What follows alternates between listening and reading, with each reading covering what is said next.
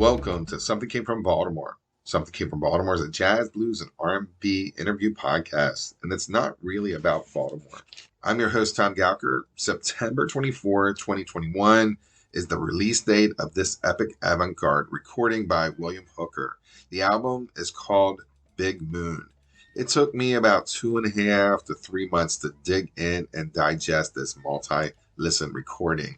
And once I swallowed the pill whole, I had to chat with William Hooker. Working in the New York jazz scene since 1974, William Hooker had created an avant-garde symphonic treat with the Big Moon album. And as he speaks with me, Mr. Hooker was also a treat. And at 74, he kills those drums and percussion. We talk about a lot of things, but we had to cut it down so we could sample some of the tracks that are on the album, like this one, The Great Lives.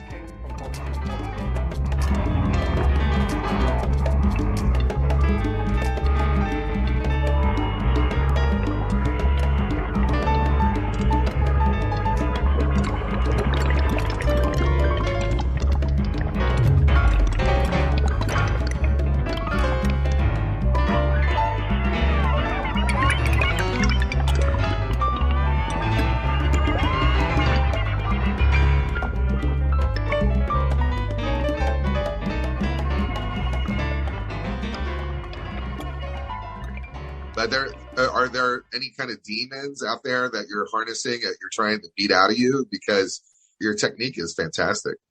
Thank you, man. No, I'm not. I'm just trying to play. I'm just trying to play the music that I hear and trying to play the music that I've created for certain ensembles, and just trying to meet the challenge of driving the people I'm playing with. Yeah. Before we even get any further, we just started talking. We never did the intro. I need it for the beginning of the show. William Hooker, welcome to Something Came from Baltimore. Thank you so much. Thank you so much. The album that we're chatting about is Big Moon. It's a double album. It's a epic recording with 83 minutes. The vinyl release is coming out December 17th, so it's perfect for Christmas. It was released on September 24, 2021. And it's on the ORG record label or music label. And the reviews are in. They're saying it's your best album of all time. And after 44 years in the business, how does that feel? It feels as if, okay, let's get ready for the next one. You think about the records that you've done. You think about all the really great artists that you've worked with. You try to reach as many people as you can while you can. And I'm at that point where I feel like I want to play with all these people. But again, because of this COVID thing, I can't put that many people even into a room. So, it presents its own challenges. I like the fact that it was done before all this started. It's being well received. And that's the main thing. I always tell people this is a multiple listen to get that full effect of what's going on. But there seems to be like pieces in each song that are like sonnets of some sort, and they go off on a different tangent, which is really beautiful. The whole improvisation seems to me that it's somewhat improvised, but it feels like there's a lot of structure there. I could be wrong. So on a scale 1 to 10 of improv, where do you fall on that level? As far as the whole piece?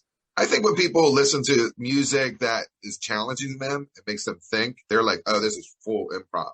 And they think, oh, this is like they came out here and just did it.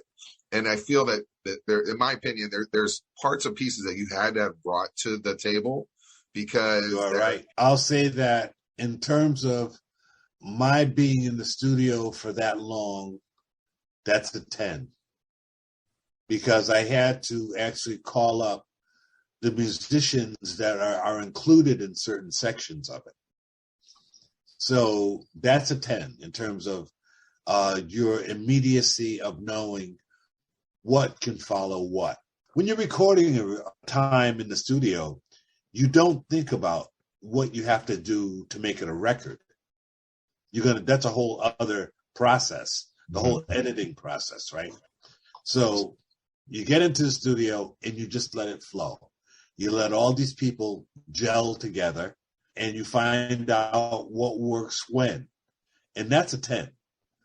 In terms of me knowing what the songs are, so that everybody has a starting point, I would say that would be on about a 7 level, because then you have to figure out who's going to play what, who's going to be working with whom, and what instrument they're going to be playing. Then you have to think about, and this is in a long stream of consciousness thing, in the studio for maybe, an hour, 45 minutes, which gets broken down to maybe 80, right?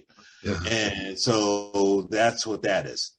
It's meant to be an entire work that a person should sit down, devote some time to, and have the time to actually listen to the whole thing straight through.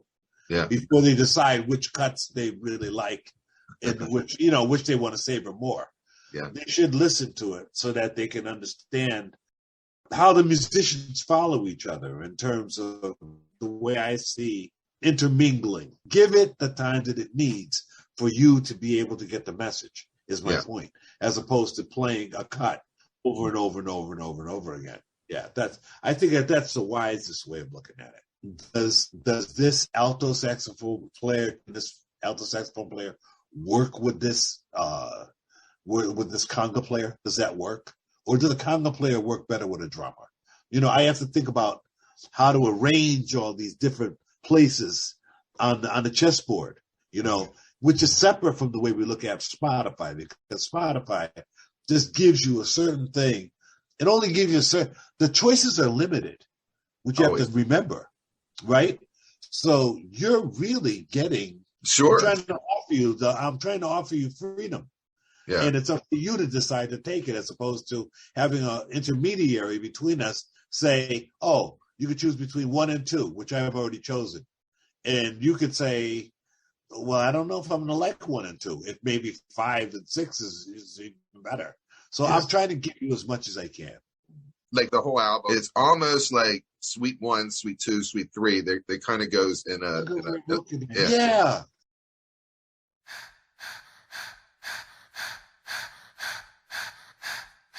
Something Came from Baltimore is a podcast and a show. Something Came from Baltimore, the show, can be found on thebox.com.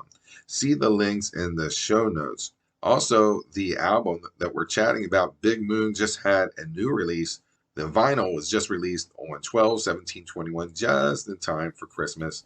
And don't forget Patreon. We love your support. Also, flip this podcast to people who like you, who love music. Now, let's get back to our Zoom interview with Mr. William Hooker as we continue to chat about that epic avant-garde recording called Big Moon.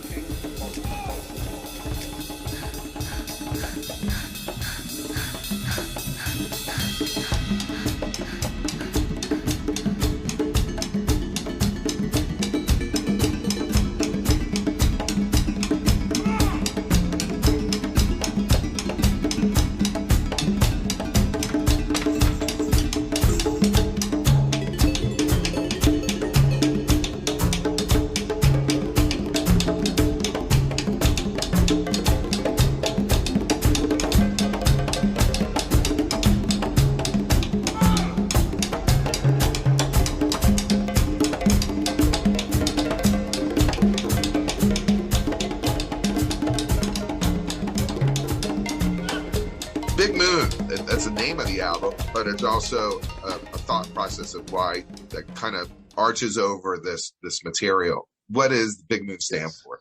An evening that I went in the middle of the night in the suburbs, and I looked outside and I looked up into the air, and that's what I saw. It's that simple. That's simple. Just, I'm going to name some of these titles for, like, is there the titles? Do they have like an overall arching theme? No. Okay. I can tell you right away. That answers that question. I can tell you right away. It's really, really basically just my own esoteric way of looking at the interpretation of how I felt the session went, as well as the people who were involved in the session, and when and where it happened. And also related to the inspiration behind it. And I'm trying to connect the two. So that's why the names are the way they are. You must have been really jazzed up because you got Synthesis of Understanding, The Great Live, Stations of Power, they're, very positive, uplifting type of titles. And so you must have been really having a good time with the people that you're with. Yeah, and that's and tell you the truth, when you go out in the middle of the night and the sky is completely black and there's this huge moon, that's the way it feels. Yeah. It feels like something like that, stations of power. It feels like it takes you outside of yourself in like, oh, what am I going to do today? Mow the lawn? It takes you outside of that. Yeah. So I related to that. I picked out some songs. We're going to play segments of it so people get a taste. Okay. It's unfortunate when you do your song. I mean, these songs are anywhere from 5 minutes to like 14 or something. And I'm going to play 30 seconds. Which, That's nothing. Yeah. I got you. Which doesn't do anything justice, but, this is the format that we do. So I can't do I'm with you. I can't talk about an album and then play a cut. So I picked out 5 that I'd like to talk about. Maybe we can you give me a little more information about what the and let me get the cut. Let me get the CD myself on that. Sure. Then I'll know exactly where it fits. I got it. Okay. I got it right here. So I bounced around. I don't think I'm in order or anything. I didn't go down the list. But the first doesn't matter. The first one I wanted to talk about was the sequence of the form.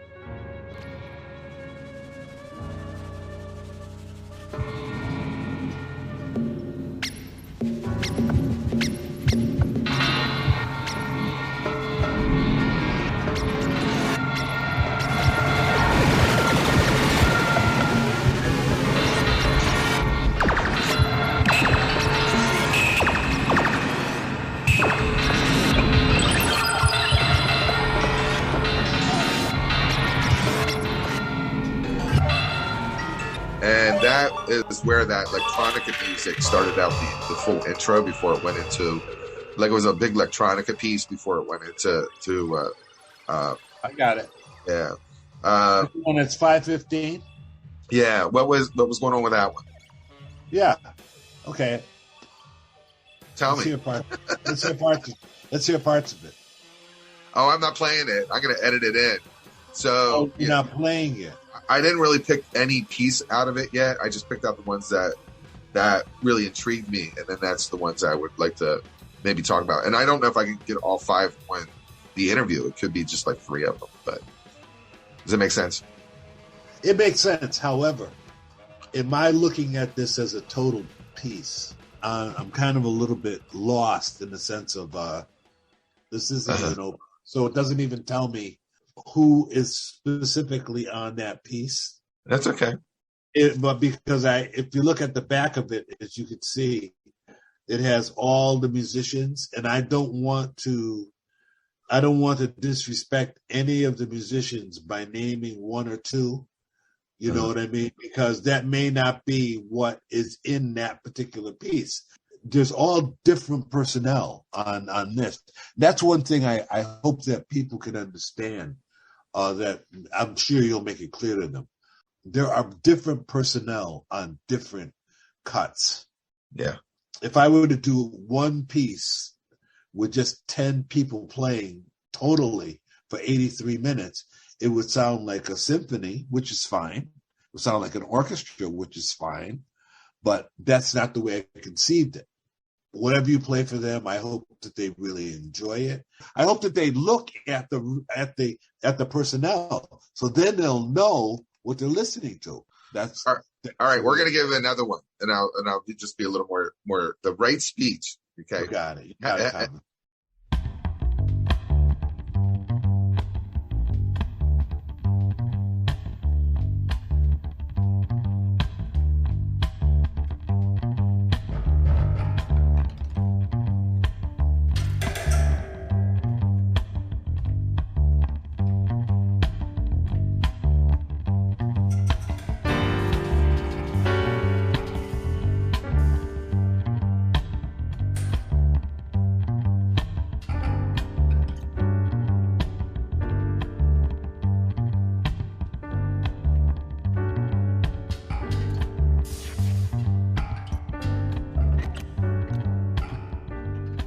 has a, like, we just were looking for a sound bite. It has a relaxed Caribbean feel at the beginning, but I love the fade out, you know, the fade out at the end, and then it fades back in, and it went right to Helter Skelter from the Beatles' White Album.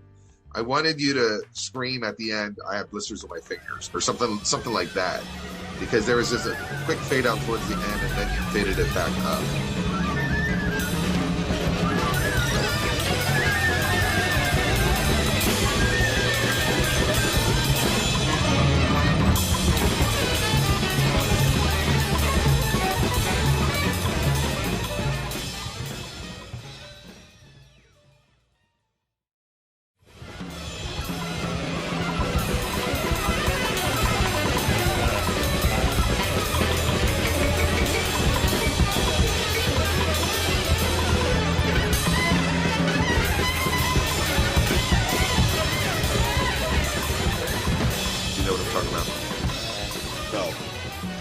Awesome. I don't know what you're talking about.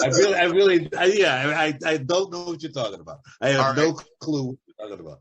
I'm respecting what you're saying, but I'm not relating to it at all. This is the best answer I've ever heard. But I would also, as I say again, I would like to relate them to my work, not necessarily what they consider important in terms of the music industry. I mean, you know, the Beatles' White Album, I never even heard it. I don't think I want to listen to it right now.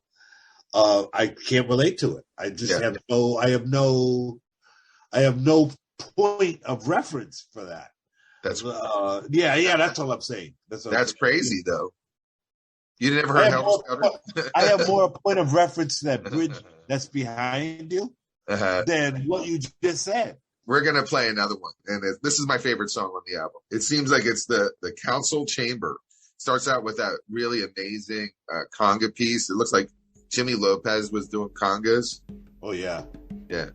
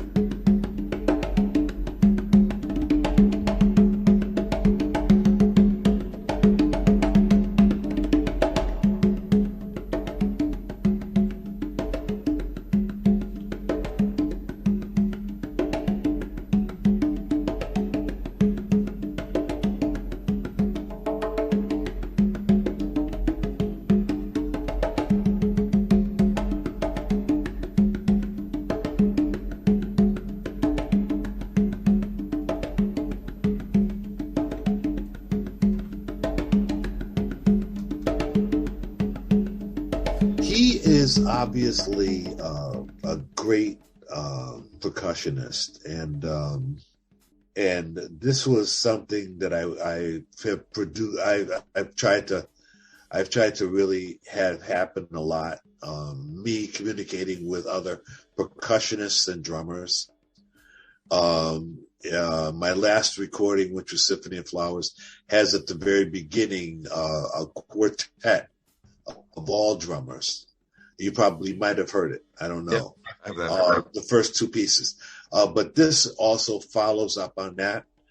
I enjoy really dealing with percussion music and what drummers are about. It takes me outside of a comfort zone of having to just play behind someone else's solo. It really helps me to communicate more on the drums.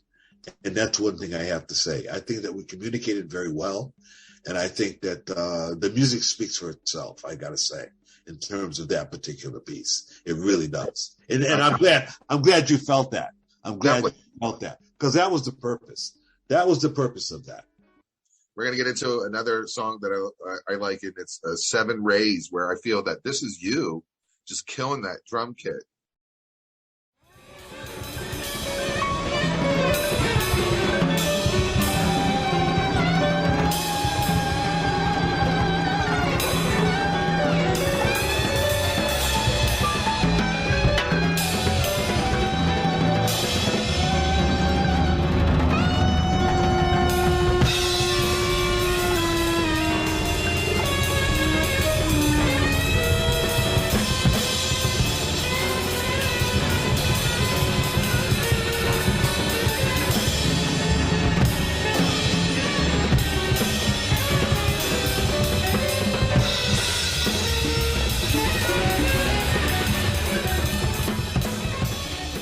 That's all. Well, I feel like I was killing the drum set throughout the entire 83 minutes. That's 100% correct. That's an interpretation of my own, which maybe, that's an interpretation of my own when I was in the room.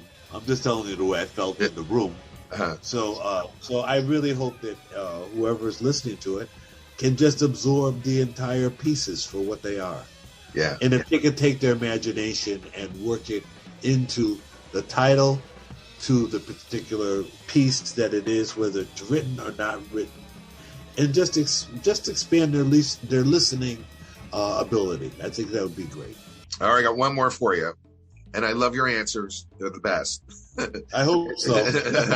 I'm just trying to be honest about, I'm trying to be honest. Yeah, I'm trying to be honest because, you have to remember that there are other things going on in terms of musically and aesthetically. So for me to be drawn back into any particular cut, it's kind of hard because, I was just in the studio yesterday. And then before that, I was in the studio again. I was in that very same studio and recorded with 7 players. And when you're talking to a person like myself about work, it's really good to bring the work and let it play. Because what you've said about the work doesn't really explain to me what happened musically. I'm kind of lost in the sense of the way you interpret something and the way I actually experienced it. So if you played the work, then I would be able to actually really zoom in on what's happening, and I could tell you because I was there. It's better to do it that way than to have words explain what we're talking about after the fact. It's kind of hard to relate to that. The thing about you that's important is your personality, because your personality will drive this album, who you are and what you are all about. It's like your personality will draw them into this album, and they'll feel more of a like they're sharing something together with you. I hope so. So. How can I help that happen? Tell me. All right. Well, I got one more to go, and let's see how you do. The very last song on it, and it says, "All I Can Say, Human Family." That's the last song.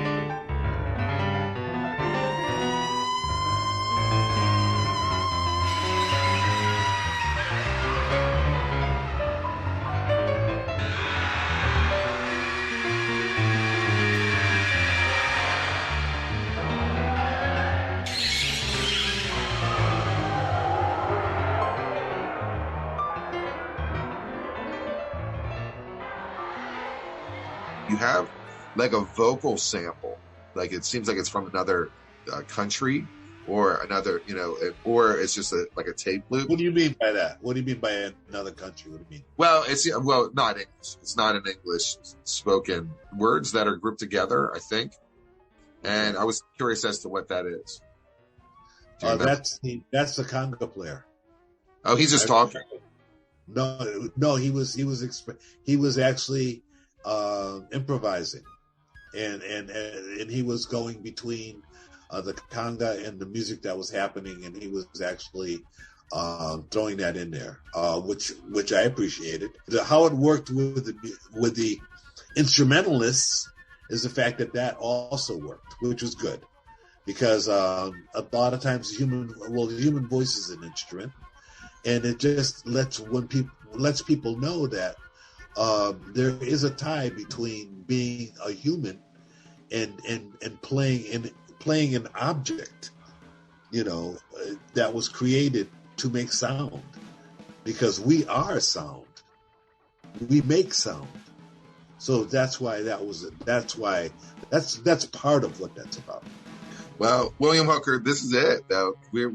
I had a blast with you, and I really hope that people go into this album with big ears and open heart. The album's called Big Moon. The vinyl just came out on December 17th, so it's ready for Christmas. This Friday.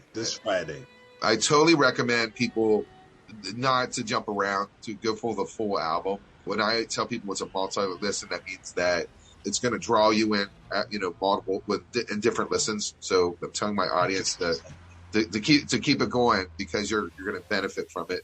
And your drumming is outrageous. So what I expected to see, and this is my interpretation, was you see that? No, I can understand that. I can understand that very well. I expect to see a really old guy, and he's bashing it out, and I'm like, you're very vibrant, you're very alive, a lot of energy. I try to stay alive. I try to stay alive, and I try to stay healthy, as you know. Yeah. Because drums are a very, very physical instrument. Definitely. If you want to play drums the way I play it, you cannot play it from the standpoint of new music, standpoint of classical music. You have to play. A drum is meant to be played, as far as I'm concerned. Yeah. So I come from that. I come from that school. I come from the school of, like, I'm not here to augment somebody else that's, playing a guitar or whatever. I'm not coming from that place. I'm coming from the place of, there are civilizations built on the drum, and I represent that. And I'm part of that tree. I'm just telling people, join us. Come on. Let's go. Let's make this work. You were a blast. You exceeded my expectations on the fun level. I didn't expect to have this much fun. Well, all right. See what I'm about? Yeah. See what I'm about? Take it easy, man. All right, you have a great one. Okay, have a good one. All right, bye.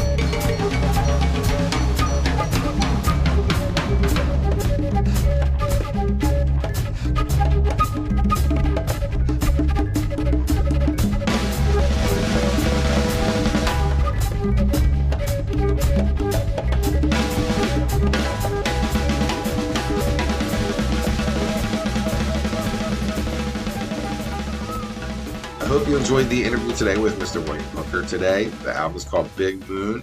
He has a deep, deep catalog, and he wants you to explore it all. We got Patreon, and it allows you to listen to that full interview with Mr. Hooker. Also, flip the podcast to 5 people who just love music. 5 people who just love music. Facebook and the algorithms can only do so much for us. So also check out thebox.com. It's Something Came from Baltimore, the show. It's a 30-minute show. We want you all to be a part of that Be More Music scene.